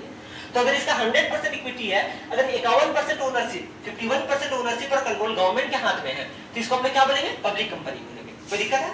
अब देखो, अब होता है डिसइन्वेस्टमेंट। अगर मान के चलो गवर्नमेंट का एबीसी में 51% मेजॉरिटी है फॉर एग्जांपल मान लेते हैं और ये पब्लिक कंपनी है ना? अब मान के चलो गवर्नमेंट इसमें से कुछ भी हिस्सा ऐसा देती है जिससे इसका ओनरशिप घट जाता है। मान के चलो 10% हिस्सा गवर्नमेंट बेच दे रही है प्राइवेट को, ठीक है? प्राइवेट आपको बेच दे रही है। तो अब एबीसी लिमिटेड में इसका कितना हो गया स्टेक? 41% हो गया। हो गया कि नहीं हो गया? और 10% ओनरशिप किसके पास चला गया? आपके पास चला गया आयुष, ठीक है? 10% ओनरशिप आप ले लिया। ओनरशिप मींस होता है एक्सचेंज ऑफ हैंड। जैसे देखो ये कोई भी कंपनी होती है ना, कंपनी मान के चलो 100 करोड़ का कंपनी है, तो 100 करोड़ का है, तो हम बोले कि आयुष एक काम करो 100 करोड़ का है, मेरे पास पूरा 100 करोड़ का भी मतलब ये कंपनी, आप एक काम करो आप 40 करोड़ हमको दे दो, तो आपको 40% कंपनी हम दे देंगे। समझ में आया? तो हम बना देंगे कागजात की 40% हिस्सा शेयर जो है वो आयुष का हो गया, तो 40% मालिक आयुष हो गया, 60% मालिक हम है। समझ में आया? तो इसको कहते हैं ओनरशिप। तो इसी तरह समझिए कोई कंपनी है जिसमें एबीसी कंपनी है जिसमें 51% यानी कि मेजॉरिटी स्टेक गवर्नमेंट का था, तो ये पब्लिक कंपनी थी। और अब गवर्नमेंट ने क्या किया, इसमें 10% किसी को बेच दिया, मान के चलो आयुष को बेच दिया 10% हिस्सा, तो अब गवर्नमेंट के पास कितना बच गया? 41%। अब ये गवर्नमेंट कंपनी नहीं रही, क्यों? पब्लिक को ही गवर्नमेंट होती है, ठीक है ना? अब ये प्राइवेट कंपनी होने लगी, यानी कि पहले से कुछ पोर्शन प्राइवेट हाथ में होगा और 10% और आ गया, तो इनके गवर्नमेंट का भी स्टेक 51% से कम हो गया, यानी कि गवर्नमेंट का भी स्टेक 41% हो गया, यानी कि 59% जो कंपनी वो किसके पास है? प्राइवेट के पास है, 10% आयुष के पास है और 49% किसी के पास होगा। समझ गया? तो यानी कि अब गवर्नमेंट का हिस्सा इसमें नहीं रहा, अब गवर्नमेंट जो है वो क्या हो गई है, यहाँ पर मेजोरिटी से नीचे आ गई है। तो इसको हम लोग कहते हैं इसको हम लोग कहते हैं कि ये कंपनी जो है वो प्राइवेटाइजेशन हो गई है। क्या हो गई? ये कंपनी प्राइवेट हो गई है, यानी कि गवर्नमेंट का मेजोरिटी हिस्सा कम हो गया। कोई दिक्कत है? 51% से अगर कम हिस्सा हो जाता है किसी भी कंपनी में गवर्नमेंट का, तो वो प्राइवेट कंपनी हो जाती है। सिंपल सा बात आपको याद रखना। कोई दिक्कत है?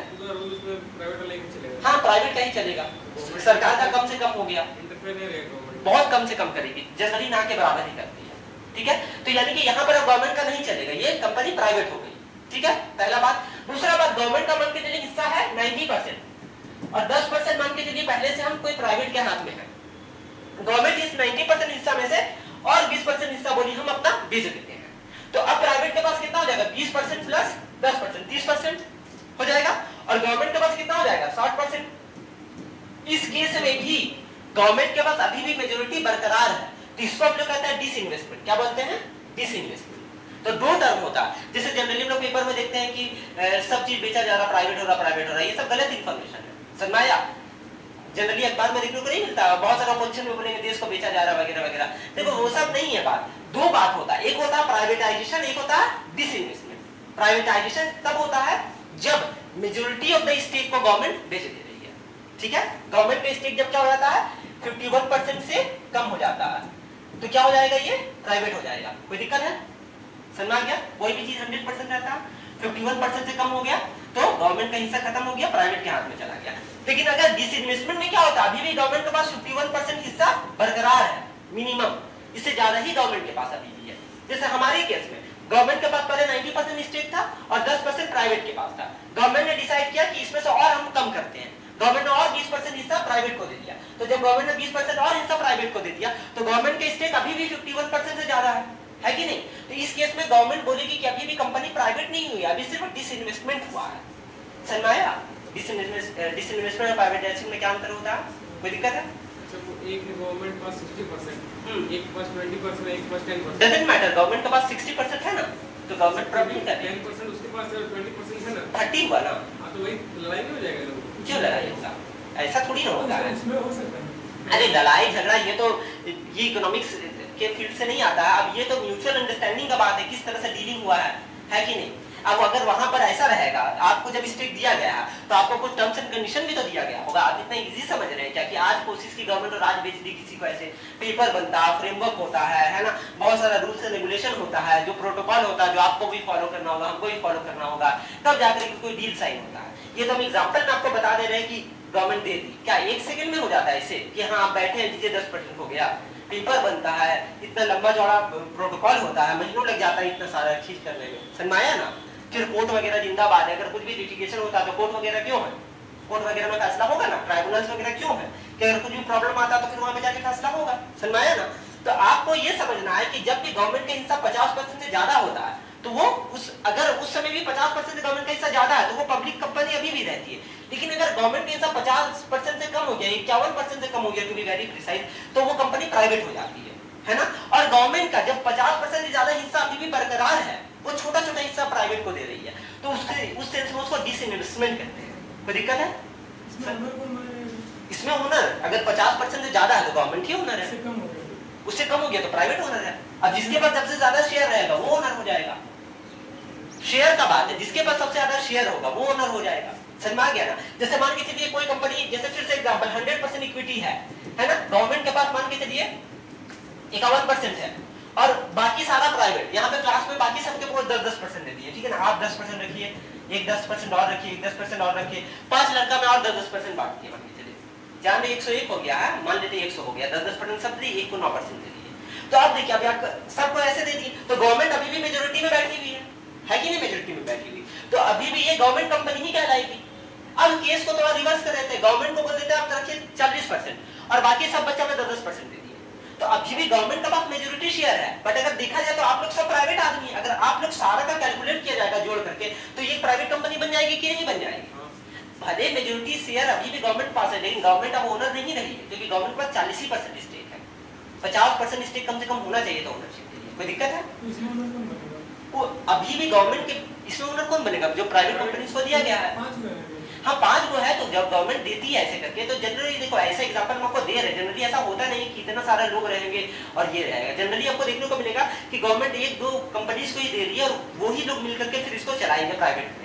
गवर्नमेंट कभी ऐसा नहीं देगी कि जैसे एयरलाइन को बेच रही है, इंडियन एयरलाइंस या मान लीजिए एयर इंडिया को, तो ऐसा थोड़ी ना बेचेगी। 10% टाटा को देगी, 10% आपका दूसरे को देगी, 10% दूसरे को देगी, ऐसे नहीं देगी। देना होगा तो पूरा 50% टाटा को दे देगी या पूरा 60% टाटा को दे देगी।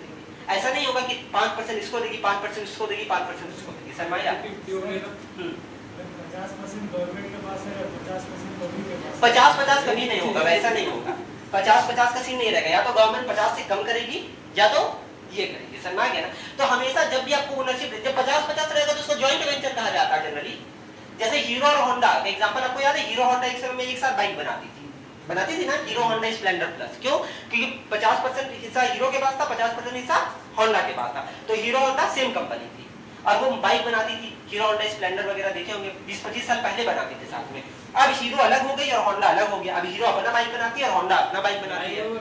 तो कुछ हुआ होगा, अब तुम लोग डिसाइड किए कि हम लोग अब अलग हो जाना चाहिए। अरे देखो, जब भी पार्टनरशिप में रहेगा कुछ तो प्रॉब्लम होगा ना, क्रिएट लड़ाई तो हो ही सकता है। जब कॉर्पोरेशन खत्म हुआ तो उनको लगा होगा कि हम अपना कंपनी अपने एस्टैब्लिश कर सकते हैं, तो वो चाहिए होगी कि हम अपना स्टेक बेच करके निकल जाए, है कि नहीं? वो अपना कंपनी खुद भी बनाने के लिए तो इंडिपेंडेंट है। तो होंडा अलग हो गई, हीरो अलग हो गई, तो जब दो कंपनी मिल करके 50-50% के साथ स्टार्ट करते हैं उसको जॉइंट वेंचर कहा जाता है। क्या कहा जाता है? Joint venture. समझ आ गया? प्राइवेटाइजेशन और डिसइन्वेस्टमेंट आपको समझ में आया कुल मिलाकर के? प्राइवेटाइजेशन कब होता है? जब गवर्नमेंट के पास 50% से कम हिस्सा रहे, तो यानी कि वो कंपनी प्राइवेट हो गई है। डिसइन्वेस्टमेंट कब होता है? गवर्नमेंट के पास अभी भी 50% से ज्यादा हिस्सा है, गवर्नमेंट थोड़ा सा हिस्सा भी बेची है, तो उसको डिसइन्वेस्टमेंट कहा जाएगा। कोई दिक्कत है? तो अब देखिए, हम लोग का टॉपिक क्या था? प्राइवेटाइजेशन हम लोग पढ़ रहे थे, ठीक है ना? तो प्राइवेटाइजेशन मींस क्या हो गया? गवर्नमेंट ने ये दोनों चीज लगाया। जो कंपनी ऐसी थी गवर्नमेंट का जो लॉस दे रही थी, जैसे कुछ गवर्नमेंट का कंपनी से जो लॉस दे रही थी, जैसे माइनिंग वाला कंपनी कुछ लॉस दे रही थी, कुछ फर्टिलाइजर वाला कंपनी लॉस दे रही थी, तो गवर्नमेंट ने उन सारी लॉस मेकिंग कंपनी को प्राइवेट को बेच दिया कि आप लोग ले लीजिए। तो सस्ते दामों में प्राइवेट ले लिए और प्राइवेट बोले हम इसमें डिसिप्लिन लाएंगे और हम इसको और बेटर बनाएंगे, तो प्राइवेट कंपनीज ने उसको पूरा खरीद लिया, तो वहां पर वो कंपनीज प्राइवेट हो गई। और कुछ कंपनीज ऐसी थी गवर्नमेंट का जो प्रॉफिट जनरेट कर रही थी लेकिन उतना ज्यादा नहीं कर रही थी, तो गवर्नमेंट ने उस पर डिसइन्वेस्टमेंट किया, यानी कि अपना 10% 12% हिस्सा बेचा।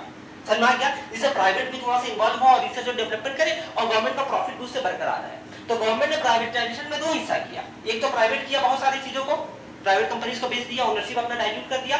दूसरा, प्राइवेट कंपनीज को भी ऑफर किया अलग अलग फील्ड्स में पाइए। जैसे पहले क्या था ना कि अलग अलग फील्ड्स में प्राइवेट नहीं आ सकती, जैसे आज के दिन में डिफेंस में प्राइवेट सेक्टर इंडिया में ज्यादातर देखने को नहीं मिलेगा, विदेशी कंपनी प्राइवेट सेक्टर वाले नहीं आते डिफेंस में, क्योंकि डिफेंस को अभी भी गवर्नमेंट कंट्रोल करती है, क्योंकि डिफेंस बहुत ही समझिए एक भारी सब्जेक्ट होता है जो देश का पूरा सिक्योरिटी पे फर्क डाल सकता है कि नहीं? तो डिफेंस अभी भी पूरी गवर्नमेंट कंट्रोल करती है।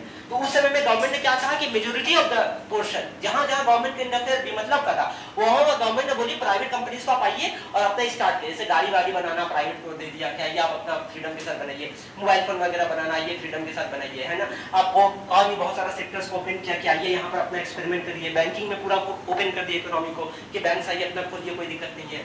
तो सारे सेक्टर्स में गवर्नमेंट ने प्राइवेट कंपनीज को अलाउ किया कि आप आइए और यहाँ पे अपना जो भी है क्या बोलते हो ट्रेड वगैरह करिए आराम से, आप पे कम टैक्स लगेगा और आपको सिर्फ रेगुलेट किया जाएगा और अच्छे से अपना डेवलपमेंट कर पाइए। तो ये चीज हम लोग पहले डर रहे थे, पहले हम लोग बैंकिंग कंपनीज को प्राइवेट को देने से डरते थे, है ना, कि कहीं हम लोग को गुलाम ना बना ले। ये सब जो डर था, ये जो हम लोग डर की इकोनॉमी को आगे बढ़ा रहे थे, ये सारी चीजों को हम लोगों ने खत्म किया और प्राइवेट कंपनीज को मौका दिया कि आप आकर के यहाँ पर सारा अपना क्या बोलते हो ट्रेड वगैरह करिए, कोई दिक्कत का बात नहीं है। तो इससे विदेश की जो प्राइवेट कंपनीज थी, जैसे आपको बताया ना, टोयोटा हो गया, ये सारा जितना भी बड़ी बड़ी कंपनीज आप देखिए सारा 1990s के दशक में आ रही है।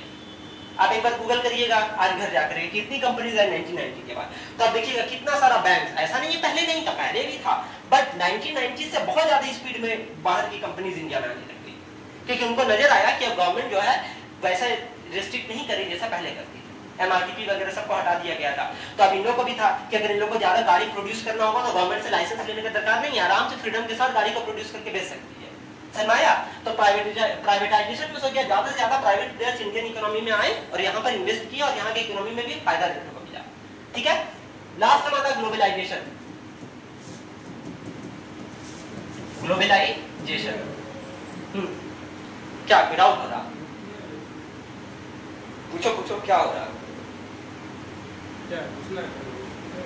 अच्छा ठीक है, देखिए अभी तो ग्लोबलाइजेशन लास्ट टर्म है, एलपीजी रिफॉर्म है ग्लोबलाइजेशन। ग्लोबलाइजेशन क्या होता है? ग्लोबलाइजेशन में तो जब पूरा वर्ल्ड एक फैमिली की तरह हो जाए। जैसे आप देखिए कि जब दुनिया को पहले देखिए, जब 1990 से दशक के पहले देखिएगा तो आपको देखने को मिलेगा हमारा क्लोज्ड इकोनॉमी। क्लोज्ड इकोनॉमी में समझे ना, ज्यादा ट्रेड हम लोग कर नहीं रहे। ग्लोबलाइजेशन में होता है जब हम लोग ट्रेड बैरियर्स को खत्म करते हैं, मतलब बॉर्डर्स को खत्म करना, इस कॉल्ड ग्लोबलाइजेशन।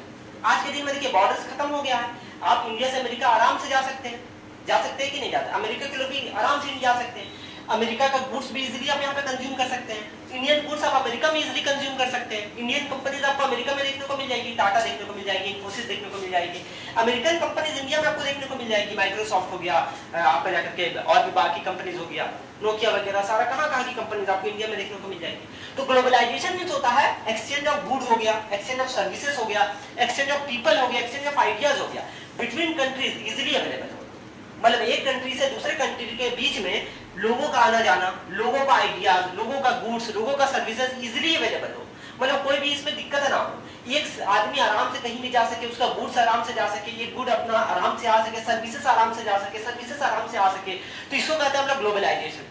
समझाया? तो यानी कि एक वर्ल्ड क्या हो गया, एक फैमिली की तरह हो गया, मतलब बॉर्डर्स को नहीं देखा जा रहा कि इंडिया अलग है या अमेरिका अलग है, अब इजीली कोई भी गुड यहाँ का वहाँ अवेलेबल हो जा रहा है, वहाँ का यहाँ अवेलेबल हो जा रहा है, तो दिस इज कॉल्ड ग्लोबलाइजेशन। तो ये चीजों भी हमने किया, कैसे किया? हम लोगों ने अगेन ट्रेड बैरियर्स को खत्म किया, इंपोर्ट में जो ज्यादा ड्यूटीज लगता था उसको कम किया, एक्सपोर्ट को हम लोगों ने बढ़ावा दिया, तो इंपोर्ट एक्सपोर्ट में भी फ्रीडम आया, तो ये सारा चीज करके हम लोगों ने ग्लोबलाइजेशन किया। तो जब हम लोगों ने एलपीजी रिफॉर्म्स की, लिबरलाइजेशन, प्राइवेटाइजेशन और ग्लोबलाइजेशन, तो इससे क्या हो गया फायदा? सबसे बड़ा फायदा ये कि फॉरेन कंपनीज भर भर के इंडिया में आई, है ना। हमारा एक्सचेंज रेट जो था, जो हमारा फॉरेन करेंसी एक समय में बहुत खत्म हो रहा था, फॉरेन करेंसी कैसे खत्म हो रहा था? क्योंकि हम लोग इंपोर्ट ज्यादा कर रहे थे, एक्सपोर्ट कम कर रहे थे। अब जब फॉरेन कंपनीज आई तो देखो, फॉरेन कंपनी जब अपने साथ आती है और मान के चलो उनको एक ब्रांच यहाँ पे लगाना, बड़ा ऐसा टेस्ला मान के चलो आ रहा हो, और टेस्ला मान के चलो मुंबई में बहुत बड़ा फैक्ट्री लगा रही है, तो टेस्ला जब बड़ी फैक्ट्री लगाएगी तो टेस्ला अपने साथ करोड़ों रुपया भी तो लेके आएगी। करोड़ों रुपए किसमें लेके आएगी? डॉलर में। और भारत का एक्सचेंज रेट में, यानी कि आरबीआई के पास जाकर के क्या करेगी? उसको रुपया में कन्वर्ट करेगी, क्योंकि इंडिया में रुपया चलता है, तो बाकी सारा डॉलर किसको दे देगी? आरबीआई को दे देगी। देगी कि नहीं देगी? और बदले में क्या लेगी? रुपया लेगी। अब देखो, आरबीआई के पास जब पैसा आएगा डॉलर्स में, तो आरबीआई का डॉलर क्या होगा? बढ़ेगा। तो हम इंपोर्ट ज्यादा कर सकते हैं कि नहीं कर सकते? तो इसीलिए हम आपको कल बताए थे, एक समय में हमारे देश में 14-15 दिन का इंपोर्ट था, और आज के दिन में हम लोग 7-8 महीना आराम से इंपोर्ट कर सकते हैं। क्यों? क्योंकि इतनी सारी फॉरेन कंपनीज स्टार्ट हुई है इंडिया में आने, तो वो लोग इंडिया में आ रही है तो अपने साथ पैसा लेकर के आएगी ना, डॉलर लेके आएगी, और इंडिया में डॉलर नहीं चलता है, इंडिया में रुपया चलता है, तो इंडिया में अगर उनको काम करना तो रुपये में करना होगा, तो वो डॉलर को कहीं तो जमा करेगी, तो डॉलर को एक्सचेंज में जाकर के जमा करती है और वहां से रुपया लेती है, और वो एक्सचेंज जाकर के आरबीआई को सारा डॉलर दे देती है, तो आरबीआई के पास डॉलर्स बहुत ज्यादा हो गया, तो हमारा जो करेंसी था, एक्सचेंज रेट जो था, हमारा जो फॉरेन रिजर्व था वो भी क्या हो गया? बढ़ने लग गया। तो जब हमारा फॉरेन रिजर्व बढ़ने लग गया तो एज ए कंट्री हमारा जो ग्रोथ था वो भी अच्छा होने लग गया, हमारा फिस्कल डेफिसिट भी कम होने लग गया। फिस्कल डेफिसिट क्या होता है बताएं आपको? जब गवर्नमेंट का एक्सपेंडिचर ज्यादा होता था और इनकम कम होता था। अब चूंकि बाहर से इतनी कंपनीज आई तो बहुत सारा जॉब्स क्रिएट हुआ, बहुत सारा नया नया फैक्ट्रीज बना, तो गवर्नमेंट का इनकम का सोर्स क्या हो गया? इनकम का सोर्स बढ़ा कि नहीं बढ़ा? पहले इनकम का सोर्स सिर्फ घरेलू लोग थे, सिर्फ घर के लोग जो मतलब क्या बोलते व्यापार करते थे, उससे गवर्नमेंट का इनकम आता था। अब गवर्नमेंट का इनकम कहां से आ रहा है? घरेलू लोग से तो आ ही रहा। साथ ही साथ फॉरेन कंपनीज भी इनकम में गवर्नमेंट का इनकम भी बढ़ने लग गया, तो धीरे धीरे फिस्कल डेफिसिट जो था वो भी क्या होने लग गया, थोड़ा थोड़ा कम होने लग गया, इन्फ्लेशन वगैरह भी थोड़ा सा एडजस्ट होने लग गया। तो ये सारा फायदा हम लोग को देखने को मिल गया जब हम लोगों ने इकोनॉमिक रिफॉर्म्स किया, समझाया। तो इकोनॉमिक रिफॉर्म्स करना काफी ज्यादा जरूरी था, उससे बहुत सारा फायदा हो गया। एक तो हमारा इकोनॉमी की स्टेबिलिटी बढ़ गया, हमारा कंट्री का ग्रोथ अच्छे डायरेक्शन में जाने लग गया, हमारा कंट्री में क्या बोलते हैं एफडीआई और एफपीआई, एफडीआई बोला जाता फॉरेन डायरेक्ट इन्वेस्टमेंट और एफपीआई बोला जाता फॉरेन पोर्टफोलियो इन्वेस्टमेंट। जब स्टॉक मार्केट हमारा बना उसी जमाने में, समझ गए 1990s के दशक में ही देखिएगा आपको सेबी आया, securities and exchange board of India, तो फॉरेन कंपनीज इंडियन कंपनी में पैसा भी डालने लग गई। एफपीआई क्या होता है, जैसे कोई बड़ी बड़ी म्यूचुअल फंड की कंपनीज है जो विदेश में, वो आकर के भर भर के पैसा टाटा की कंपनीज में डाल रही है, इन्फोसिस की कंपनी में डाल रही है, इंडियन स्टॉक मार्केट में डाल रही है, तो बहुत सारा डॉलर्स आ रहा है वहां के थ्रू भी कंपनीज में इन्वेस्ट हो रहा है इंडियन कंपनीज के। और एफडीआई क्या होता है, फॉरेन डायरेक्ट इन्वेस्टमेंट। जब आप कोई कंपनी लेकर के आते हो तो उसको कहते हैं एफडीआई। जैसे टेस्ला अगर भारत आई तो उसका एफडीआई कहा जाता है, क्योंकि वो अपने साथ साथ रिसर्च एंड डेवलपमेंट लेकर के आएगी, मशीनरी लेके आएगी, प्लांट लगाएगी, तो उसको कहा जाता है एफडीआई। कोई कंपनी अगर विदेश का इंडिया में आकर के ऑपरेशन स्टार्ट करेगी तो that is called FDI. But FPI होता है फॉरेन पोर्टफोलियो इन्वेस्टमेंट। यहाँ पर कोई विदेश कंपनी आकर के कोई ब्रांच नहीं डालती है, विदेश का पैसा यहाँ पर इंडियन मार्केट्स में इन्वेस्ट होता है, इंडियन कंपनीज में पैसा दिया जाता है ताकि वो ग्रोथ कर सके, उनका जब ग्रोथ होगा तो उनका भी प्रॉफिट होगा, समझ आया। तो एफडीआई और एफपीआई भर भर के इंडिया में फिर आने लगी, और ये दोनों बहुत कम आती थी बिफोर 1990s। तो आपको समझ में आया ये सारा रिफॉर्म क्यों जरूरी था। ये सारा रिफॉर्म करने के बाद क्या हो गया ना, हमारे इनकम का सोर्स तो बढ़ा, हमारा दुनिया में एक तरह से समझो अस्तित्व बढ़ा, हमारा जो एक ऑरा था वो भी बढ़ा कि हम लोगों ने ओपन इकोनॉमी कर लिया। अब भारत देश उतना ज्यादा डरता नहीं है कि कोई फॉरेन कंट्री आकर के गुलाम बना लेगी वगैरह वगैरह, हम लोगों ने मैच्योर होना स्टार्ट हो गया हमारा इकोनॉमी। तो ये सारा फायदा हम लोग को देखने को मिलेगा एलपीजी रिफॉर्म्स के बाद। समझ में आ गया एलपीजी रिफॉर्म्स क्यों जरूरी था, बैकग्राउंड समझ में आया, एलपीजी रिफॉर्म क्या था समझ में आया। तो ये सारे एलपीजी रिफॉर्म्स का आपको जाकर के फायदा है। अच्छा, कुछ नुकसान भी आपको देखने को मिलेगा, सारा चीज फायदा नहीं होता है, कुछ कुछ नुकसान आपको क्या देखने को मिलेगा। देखिए जब ग्लोबलाइजेशन वगैरह हुआ तो एक दो चीज नुकसान ये हो गया कि कुछ सेक्टर थे इकोनॉमी का जो काफी खराब परफॉर्म करने लगे, जैसे एग्रीकल्चर। जितना भी काम हुआ है, डेवलपमेंट हुआ, वो आपको मैन्युफैक्चरिंग और सर्विसेज सेक्टर में देखने को मिलेगा।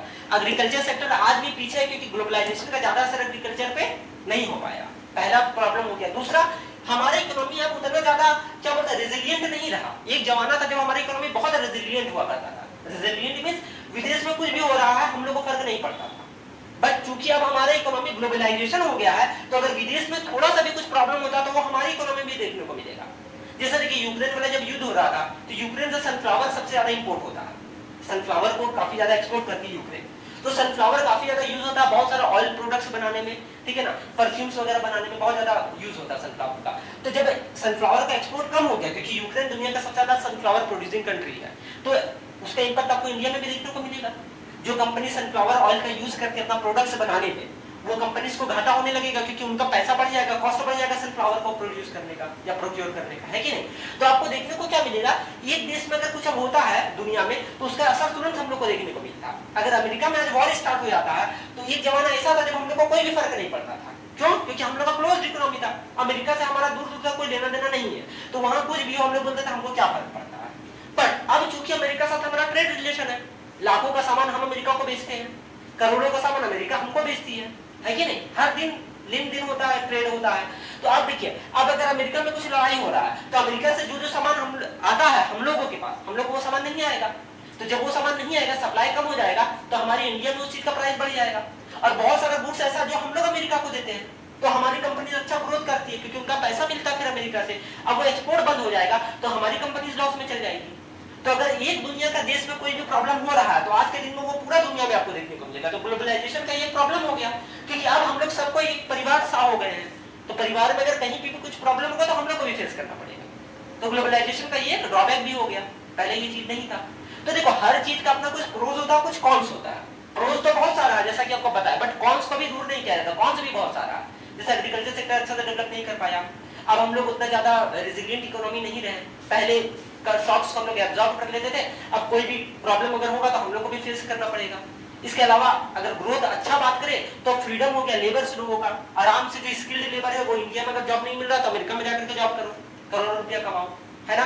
बट एक और प्रॉब्लम हो गया, जो अनस्किल्ड लोग हैं उनको जॉब नहीं मिला, क्योंकि ग्लोबलाइजेशन का फायदा उनको हुआ जो पढ़े लिखे लोग, आईटी सर्विसेज वाले को फायदा हुआ, मैन्युफैक्चरिंग वाले को फायदा हुआ, लेकिन जो लोग अनस्किल्ड रह गए थे वो लोग को फायदा नहीं हुआ, वो लोग और ज्यादा बैकवर्ड चले गए, एग्रीकल्चर अच्छा कर नहीं रहा और वो लोग दूसरे सेक्टर में जा नहीं सकते हैं, तो क्या हो गया, इससे और ज्यादा अनएम्प्लॉयमेंट का प्रॉब्लम बढ़ गया। समझ में आया? तो ये कुछ ड्रॉबैक्स हो गया किसके, ग्लोबलाइजेशन के। तो ये देखिए आज का लेक्चर हम जानते हैं, आप लोगों को ज्यादा लिखने का मौका नहीं मिला, आज का लेक्चर आप लोगों को समझाना बहुत जरूरी था कि एलपीजी रिफॉर्म्स वगैरह है क्या, क्या जरूरी है क्या नहीं था, क्यों हम लोग को रिफॉर्म करना पड़ा, क्यों नहीं रिफॉर्म करना पड़ा। एक्चुअली में ये इसका टॉपिक ज्यादा अच्छा से होता है, मेंस आंसर राइटिंग जब होता है ना उसमें ज्यादा यूपीएससी वगैरह जेपीएससी वगैरह में काम आता है। एसएससी में भी आपको क्वेश्चन इससे देखने को मिलता है कि मतलब आप लोग इससे कोई डेटा वाला क्वेश्चन यहाँ पे नहीं बनेगा, आपका कॉन्सेप्ट क्लैरिटी वाला क्वेश्चन बनेगा। समझ में आया? आपको सेंटेंसेस दिया जाएगा और बोला जाएगा कि कौन सा इकोनॉमी के लिए अच्छा था और कौन सा इकोनॉमी के लिए खराब था।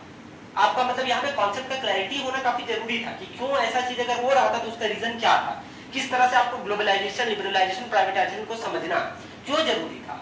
सिर्फ डेफिनेशन लिखा देने से मतलब वो सर्व नहीं करता पर्पस। समझा गया ना? कल आप लोग हालांकि कुछ हम लिखा देंगे इसका सारा चीज, बट आप लोग से एक बार और हम बोलेंगे कि लेक्चर को अगर आप लोग सुने हैं तो अच्छा बात है, ध्यान से सुने तो और अच्छा बात है, अगर एक बार और यूट्यूब में देख करके आप लोग उसका नोट्स बना लीजिएगा तो और भी बेहतर हो जाएगा। ठीक है, बाकी कुछ चीज हम इसका जरूर लिखा देंगे। समझ गया ना? आप लोग को, आप किसी को डाउट है तो कुछ पूछिए। आयुष आप कुछ पूछ रहे थे, क्या पूछ रहे थे? क्या पूछ रहे थे? प्राइवेटाइजेशन में कुछ पूछ रहे थे, क्या पूछ रहे थे कृष्ण? आप लोगों को किसी को कोई डाउट है? तो अब आप लोगों को समझ में आया इकोनॉमी में क्यों रिफॉर्म का नीड पड़ा था। सबसे पहले तो रिफॉर्म का नीड क्यों पड़ा था और क्या नीड हो गया कि हम लोगों ने क्यों एलपीजी रिफॉर्म्स वगैरह किया। अरे वो ये जरूरी नहीं है लोन की तरह कर लिया था। अच्छा लोन लिया तो क्या क्या क्या? अरे लोन लेकर के क्या किया जाता है, डेवलपमेंट किया जाता है। लोन जब हम लोग लेंगे तभी ना इंफ्रास्ट्रक्चर में खर्च होगा। देखो 1 रुपया इंफ्रास्ट्रक्चर में खर्च होता तो 3 रुपए का एम्प्लॉयमेंट हो देता, पता है? अगर 1 रुपया इंफ्रास्ट्रक्चर में हम लोग खर्च करते हैं, जैसे गवर्नमेंट ने लोन लिया मान के चलो 1000 करोड़ का, और वो 1000 करोड़ का बोला कि एक ब्रिज बनाएंगे या एक पोर्ट बनाएंगे। पोर्ट समझते हो ना, जहाँ पर गुड्स का लेन देन होता है, इंपोर्ट एक्सपोर्ट होता है। जैसे कांडला पोर्ट है हमारा, है ना, मुंबई में पोर्ट है, विशाखापट्टनम पोर्ट है, समुद्र के पास जो बनाया जाता है। मान लीजिए हमने पोर्ट बनाने के लिए पैसा लिया, तो अब आपने पोर्ट बनाने के लिए पैसा ले रहे हो तो मॉडर्न फैसिलिटीज को पोर्ट में लगाओगे। मॉडर्न फैसिलिटी लगाओगे तो ज्यादा आसानी से गुड्स और सर्विसेज का इंपोर्ट और एक्सपोर्ट हो सकेगा, ज्यादा अच्छा एडवांस फैसिलिटीज आपके पास रहेगा।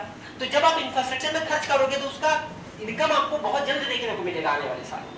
आप एक अच्छा रोड बना दोगे तो वो रोड बनाने में आपको एक बार लागत लगेगा, बट वो रोड आपको कितना पैसा जनरेट करके देगा डायरेक्टली और इनडायरेक्टली आपको पता है। डायरेक्टली वो क्या देगा, अगर एक रोड बनती है, इंफ्रास्ट्रक्चर में खर्च हो रहा है, पैसा लेकर के सरकार एक रोड बना दी मस्त, तो ये रोड जो बनाई इससे डायरेक्ट एम्प्लॉयमेंट मिला। किसको किसको डायरेक्ट एम्प्लॉयमेंट मिला? सबसे पहली बात तो जो लेबर काम करेंगे उनको एम्प्लॉयमेंट मिला, बोलो हाँ। जो गिट्टी वाला है उनको एम्प्लॉयमेंट मिला, बालू वाला मिला एम्प्लॉयमेंट। इसके अलावा ट्रक ड्राइवर जो है जो गुड्स को लाएगा उनको एम्प्लॉयमेंट मिला। इसके अलावा कंपनीज को जिनका सीमेंट लिया जाएगा, मान लीजिए अल्ट्राटेक का सीमेंट लिया जा रहा है, उनको एम्प्लॉयमेंट मिला। अब अल्ट्राटेक को जब ज्यादा ऑर्डर मिला है तो ज्यादा लोगों को वो हायर करेंगे, क्योंकि उनको पता है कि बड़ा ऑर्डर आया है, हमको ज्यादा लोगों की आवश्यकता, तो वो 1000 लोग और हायर करेंगे कंपनीज में, 1000 लोगों को नौकरी मिला। तो एक इंफ्रास्ट्रक्चर में अगर खर्च होता है तो डायरेक्टली और इनडायरेक्टली लाखों लोगों को रोजगार का अवसर मिलता है कि नहीं मिलता। इसके अलावा ये जो रोड बना है ये अगर मान के चलते 20-25 साल टिक जाता है तो इस रोड के थ्रू जितना ज्यादा व्यापार हो सकता है। जो व्यापार मान के चलो यहाँ से कोई प्रोडक्शन हाउस था और यहाँ पर उसको गुड्स को डिलीवर करना था, पहले रोड बना हुआ नहीं था तो इसमें 10 घंटे का डिले हो जाता था लाने में, गुड्स डैमेज हो जाता था, अगर कोई ब्रिटल गुड है जो टूट जाता है वो टूट जाता था। अब अच्छा रोड बन गया तो कनेक्टिविटी फास्ट हो गया है, कनेक्टिविटी फास्ट हो गया तो जल्दी प्रोडक्शन हो रहा है, जल्दी कंजम्पशन हो रहा है। तो लोन लेकर के हम लोग यही करते हैं, इंफ्रास्ट्रक्चर पे खर्च करते जा रहे हैं। हाँ, लोन लेकर के अगर हम लोग ये करते हैं कि अपना लग्जरी चीजों पे खर्च करनी है तो फिर लोन लेना बुरा बात हो जाता है। लेकिन लोन लेकर के जब हम लोग कैपिटल एक्सपेंडिचर करते हैं, कुछ अच्छा इंफ्रास्ट्रक्चर बनाते हैं तो उससे देश का डेवलपमेंट होता है। समझ गया? तो गवर्नमेंट जब भी लोन लेती है जनरली कुछ अच्छा इंफ्रास्ट्रक्चर बनाने के लिए लेती है। ठीक है, और कोई डाउट है? आज का क्लास काफी लेक्चर वाला क्लास था ना। जॉब मिलेगा तो कुछ टाइम के लिए मिलेगा। हाँ, कुछ टाइम के लिए मिलेगा, फिर एक बार जब उनका पैसा आ जाएगा तो सेल्फ एम्प्लॉय भी तो हो सकते हैं, है ना। और फिर दूसरा ऐसा तो नहीं है एक ही बार इंफ्रास्ट्रक्चर में काम होगा, फिर तो काम होगा कि नहीं होगा। आप लोगों को कोई डाउट? कोई डाउट? दीदी कोई डाउट नहीं है? चलो अच्छा बात। कल आप लोग को इसका नोट्स हम लिखा देंगे, लिबरलाइजेशन क्या, प्राइवेटाइजेशन क्या, ग्लोबलाइजेशन क्या है, और भी कुछ फैक्ट्स लिखा देंगे हम।